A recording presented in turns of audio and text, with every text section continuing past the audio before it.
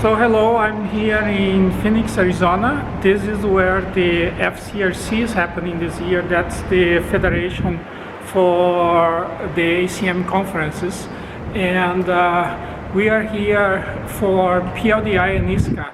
ISCA is the largest conference for computer architecture.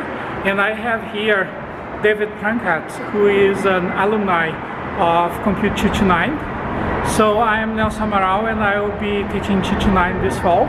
And David, as an ex-student of 229 and of 429 and some advanced compiler courses, can tell us a little bit about his experience with the course.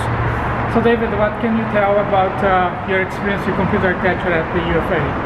It was a class that I really enjoyed. I personally found your teaching to be excellent. So it was really nice to sit in class and sort of be engaged and have excellent PowerPoints walking you through stuff. So I would encourage people to pay attention, be engaged in class, like follow the animations that are happening on the PowerPoint. There's a lot of work went into those and they're very good for understanding the subtle things that are happening behind the scenes.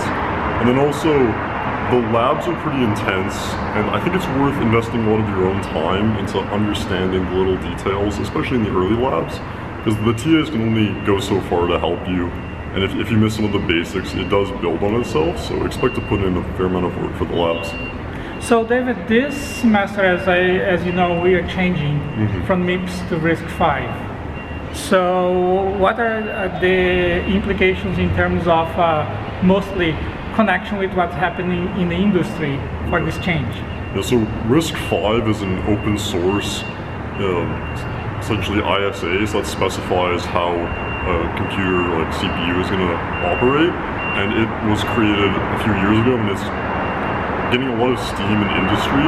So David Patterson, who wrote the quantitative textbook that you're likely to use, also developed this ISA, and it's going to like take over everywhere. All sorts of different companies, from like NVIDIA, who do like graphics stuff, to other companies that are looking at it for like neural network accelerators, all sorts of very exciting topics in architecture. So the fact that you're learning it is excellent, because it's still being developed. It's going to be developed for years to come, and I think people are definitely going to want those skill sets.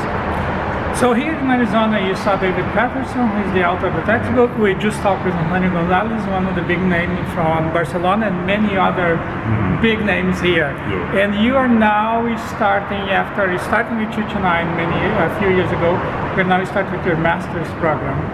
So what are you excited about computer architecture for the next couple of years that you're going to be working on? So there's a couple big trends with computer architecture. So one of the most exciting is all the machine learning stuff that's happening. So in many of the talks I've been to here, people are thanking the ML people for just needing so much data, needing so much processing, and that's also revolutionized the types of chips that need to be built.